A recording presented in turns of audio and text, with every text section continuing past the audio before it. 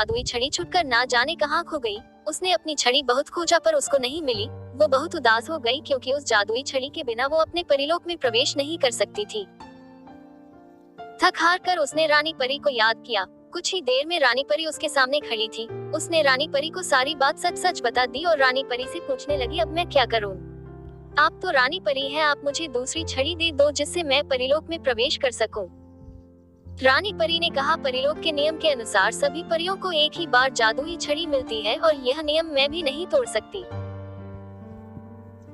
सोनपरी ने रानी परी से काफी विनती की पर रानी परी टस से मस नहीं हुई। सोनपरी रोने लगी तो रानी परी को उस पर दया आ गई और सोनपरी से बोली, तुम रो नहीं, मैं तुम्हारी इतनी मदद कर सकती हूँ। अपना नाम सोनपरी बताया था। घर के अंदर आ गई तो मैंने घर का दरवाजा अंदर से बंद कर लिया। मैंने सोनपरी को सोफे पर बिठाया और उससे पानी के लिए पूछा तो उसने मना कर दिया। फिर मैं भी उसके सामने सोफे पर बैठते हुए बोला, अब आप बताएं कि मैं आपकी क्या मदद कर सकता हूँ। सोनपरी बोली, मैं एक परी सिर्फ साजन को ही दिखाई देगी। साजन जी, क्या आप हमारी मदद करेंगे? ये सवाल सोनपरी ने किया और फिर वो बोली, बदले में आप जो चाहोगे मैं करने के लिए तैयार हूँ, पर आप हमारी मदद करें। मैं बड़ी उम्मीद से आपके पास आई हूँ। अब मैं क्या बोलूं? मेरी तो कुछ समझ में ही नहीं आ रहा था। ये सच कह रही है या झूठ, मैं तो ये भी फैसला नहीं कर पाया। सोनपरी अपने दोनों हाथ जोड़कर मुझसे बोली, साजन जी हमारी मदद कीजिए, नहीं तो मैं अपने लोक कभी वापस नहीं जा सकूंगी। मैंने सोनपरी को बोला, प्लीज आप मुझे इस तरह शर्मिंदा न करें, मेरे से जो बन सकेगा मैं आपकी मदद करूंगा। पता नहीं क्यों मैं उसको मना नहीं कर पाया। मैंने सोनपरी को बोला, चलिए आपकी छड़ी को खोजते हैं। सोनपरी बोली, साजन जी वो छड़ी आपको रात के दूसरे पहर, यहाँ के हिसाब से रात के 12 बजे के बैठी थी। मैं सोनपरी से बोला, यह क्या सोनपरी जी, आप तो अभी तक यही बैठी हैं, आप फ्रेश भी नहीं हुई। चलिए आप फ्रेश हो जाओ, खाना बन चुका है। जब तक आप फ्रेश होंगी तब तक मैं खाना लगाता हूँ। और फिर मैं सोनपरी को बाथरूम भेजकर मैं खाना लगाने लगा।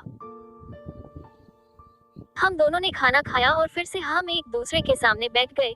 सोनपरी ने मेरे बनाए हुए खाने की बहुत तारीफ की और बात करते करे समय का पता ही नहीं चला कि कब 11:15 हो गए। मैंने सोनपरी से कहा, अब 12 बजने वाले हैं, हमें अब चल। रस भरे होंठ मेरे होंठ पर रख दिए और मुझे चुंबन करने लगी। मुझे उसका ये चुंबन बहुत ही अच्छा लगा, इसलिए मैं उसको मना नहीं कर सका। सोनपरी ने करीब 10 मिनट तक मुझे चुंबन किया।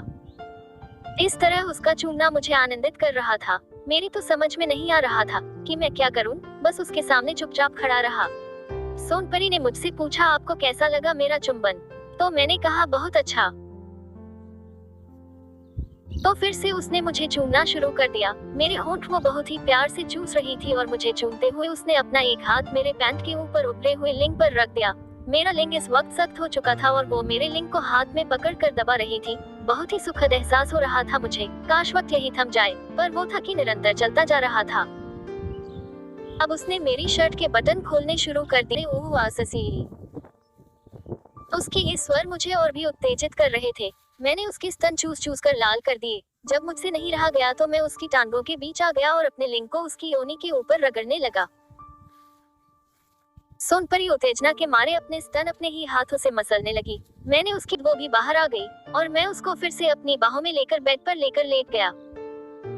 वो मेरे कंधे पर सर रख कर लेटी रही और मैं उसके स्तन से खेलता खेलता कब नींद के आगोश में चला गया, कुछ पता ही नहीं चला। सुबह 6 बजे मेरे फोन का अलार्म बजा तो मेरी नींद खुली और जैसे ही मैं उठा तो देखा मेरे शरीर पर एक कपड़ा भी नहीं था। मुझे रात की बात याद आई तो मैं सोनपरी को देखने लगा, पर वो मुझे पूरे घर में कहीं नहीं मिली। दरवाजा भी अंदर से ही बंद था। फिर मैं सोचने लगा, क्या जो कुछ हुआ वो हकीकत था या फिर कोई सुनहरा सपना। मेरी कुछ समझ में नहीं आया तो मुझे वो एक हंसी सपना ही लगा, पर जो भी था बड़ा ही प्यारा था।